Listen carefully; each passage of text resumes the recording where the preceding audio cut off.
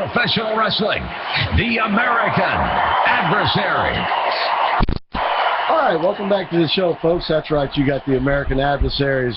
As we get you started on this Memorial Day weekend, we certainly want you to enjoy the weekend, but we certainly also want you to remember the reason for this weekend.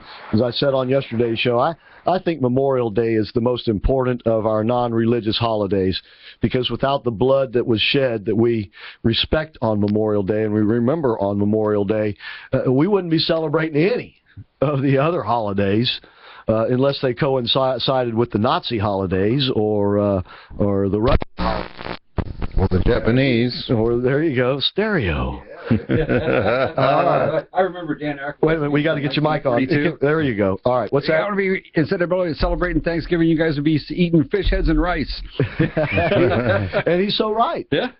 But, you know, you see what I mean? And so, you know, the Declaration and the Constitution are great ideas, and they're great inspirations from God, but they ain't worth nothing if there hadn't been blood to back them up.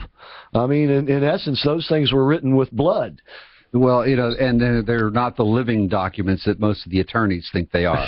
Yeah. You know, I'm sorry, I've never seen the Constitution breathe. Yeah, it's ironic that those which aren't living documents have been backed up by the lives of those who shed their blood and are now dead.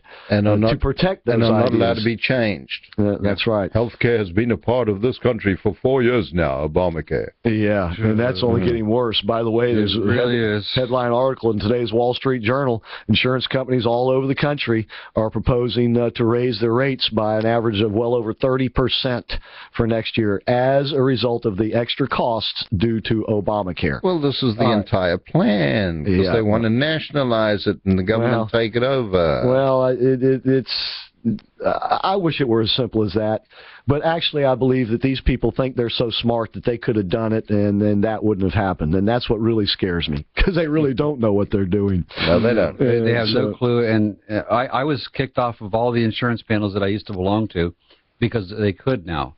Under Obamacare, they got to rewrite the way they compensate psychologists. Yeah. And it's been ridiculous to try to get back on the panels. Yeah. And all the people who I used to see that would come in for insurance can't afford to come in without insurance. So I've lost half my client base. It's ridiculous. And they're not getting help. Yeah, and the federal money's running out. States like California are getting ready to have an emergency situation because the federal money is running out and the people are still coming in. Yep. Let's go back Memorial Day weekend. We lost 4,000 men and women, and I believe it was over 4,400 in Iraq. Operation Iraqi Freedom, and all of those lives meant so very, very much, of course, to them, but also to their loved ones and people who knew them. And this is dismissed by this president. He just saunters around, and struts around with his chin up in the air like he's God's gift to humanity. Well, no. I'm here to tell you that it was those 4,000 plus. They were God's gift to humanity. What we have here is a petty little man who thinks he's a big man, but he ain't big at all. So he goes around strutting around like he is, and he thinks he knows something, but he don't. But he was preceded by a man who was a far bigger man than him. I'm going to read now from Voodoo in Solder City by Boone Cutler. And this is chapter 17, the psychological effect of resolve. President Bush spoke a lot about resolve in the early days after 9/11, and he did it for good reason. In America, we typically think of time in terms of weekly, monthly, semi-annually, or annually. It seems the longest we have to wait for anything is a 4-year presidential term of office. We, myself included, have a different concept of time than our enemy. And in 2005, America started expressing that it was time for war to end. Our enemy capitalizes on our perception of time. Ho Chi Minh did it, and he set the stage of learning for this enemy. That is one parallel I don't mind drawing to Vietnam, but is also the one factor that we control at home and not on the battlefield. America focuses on achieving a tactical victory in the most humane way possible, or else we scorn our leadership with pointed fingers. Our enemies around the world focus on a long-term strategic victory over time, and humanity or guilt is not a factor. America has not lost a single tactical battle in Iraq, well, I guess until now, according to Barack Obama. Has not lost a single tactical battle in Iraq or Afghanistan, but strategically, as long as we choose to consider a tactical victory as a supplement for defeating the enemy, we will set ourselves up for failure. Our enemy has time on their side, and they have schools to propagate hatred for the American culture generation upon generation, and time is not a factor. They can wait and take a bite at a time. Over time, they will defeat us if they continue to unify while we divide ourselves and lose our resolve. And who's good at dividing us and has no resolve? And that is a Boone-Cutler guarantee. The world is full of countries with overt or covert Islamic armies that are poised to do whatever it takes to hurt America, and their clock turns a lot slower than ours. They have been at war with us for almost 2 decades, and maybe longer, and we simply haven't accepted it. Even now, we would like to believe it is something other than what it is. We call it a war over ideology, but for them, clearly, this is a holy war. Releasing our can't we just get along fantasy and acknowledging that we are in an ugly battle for our existence is unbelievable for most, but it is a reality. Excuse me. Muqtada al-Sadr is building, and by the way, you can replace Muqtada al-Sadr with Islamic State. They're one and the same. Muqtada al-Sadr, Islamic State, is building powerful allies to establish and facilitate the first Islamic superpower from all over the smaller Islamic countries around the world, who can be played as pawns on a chessboard. Their intention is to facilitate the Day of Judgment because they believe the Imam Mehdi will return and create a one-world universal Islamic government. In World War II, we defeated Nazi Germany and the rest of our enemies. Japan laid down their arms when the emperor unconditionally surrendered, but they played by the rules of conventional warfare for the most part. Still, we had to get dirty to finish it. We weren't alone. America didn't win World War II by our allies, and our allies too. I have never met anyone who feels bad about our victorious outcome. There is nothing wrong with winning, and when we win, we are united. Today's enemy doesn't even exist on a map. They're getting one, though, because Muslim extremists live within peaceful countries. Ground to take, and not everything taller than me in every Islamic country around the world. Or should we? If we did occupy Islamic country, nibble at our toes, our legs on. It is necessary to the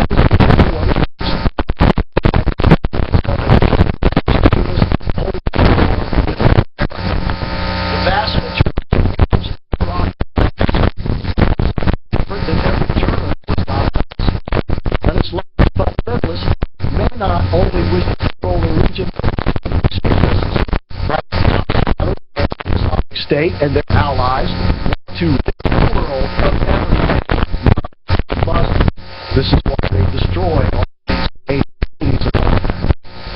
This is a long-term, very dirty, no borders, and when we simply choose to abandon all self-guilt that keeps us from fully committing to what we've done, only then can we put the specialized warfighters where they need to be and allow them to be absolutely successful. Sadr City had one tactical psychological operations team. 2.5 million person population. My team was made up of 3 or 4 men who worked in the heart of Jaish al-Mehdi. We needed more time before we got out. America had to be the creative agencies that would defeat extremists and terrorists from the side. It's a ability of they are not is the key, and it can't now that their counterparts today. The longer we break the harder it will be. Day by day, more become indoctrinated and coerced behind the point of no return. Truth on our side, and human nature could, if we allocate our commitment, if we allocate our commitment, the time to accomplish mission against the Muslim extremists will not be within the presidential term of office. The enemy knows the U.S. public support or lack of support can change the operational tempo of the war. America's working while Saddam at the beginning of the war, and the enemy tucked tail. Controversy, Al-Sadr, and the rest of Muslim extremists are producing high body count. They're powers, and for peace rallies for demonstrations on the America acts divided and attempts their cause. Ample media coverage of peace rallies will even cause the president to react and slow things down and attempt to reduce the important number of casualties in order to maintain public support. A half-hearted commitment will not defeat this enemy or win this war. The enemy has tried us, and we have the enemy. My opinion about the whole situation is one of self-defense and necessity. I am a defender of my country's freedom, and it is my job to give the freedom to my people, and it's my job to stay alive ones I love back home. And we all have the same job at home that we fighters have on the battlefield, which is to protect freedom and stay alive. America has taken nothing from Islam. With extremists like Al-Sadr and the Islamic State, us for who we are, not for what we have done. Saddam Hussein killed Muqtada al-Sadr's father and brothers. And even after America brought Saddam to justice, did not hating us. Muqtada would not exist if we had not removed Saddam. He died while in the process of Saddam. He offered no appreciation. Instead, he took us, and then he did not destroy people who sacrificed his defending ourselves in that resolve. It is better to have blood on our hands than it is to allow our lives to be taken. That's from Voodoo in Solder City by Boone Cutler. And I'll read more on Sunday night. We have a president who needs to read this book if he is going to fulfill the duties of his job at all. But he has something else in mind. He has in mind switching around the alliances over the entire planet. The only thing wrong with that, or at least one of the things wrong with that, is that a whole hell of a lot of people die in the process. And a whole lot of other people get scarred and maimed. And a whole lot of other people are frightened. And a whole lot of other people give up on God and give up on life. And it's because our leadership in this particular administration does not have the resolve to even recognize who the enemy is, much less put forward a strategy to defeat them. It's funny because even the liberals now are talking about how there's a lack of strategy on the president's part.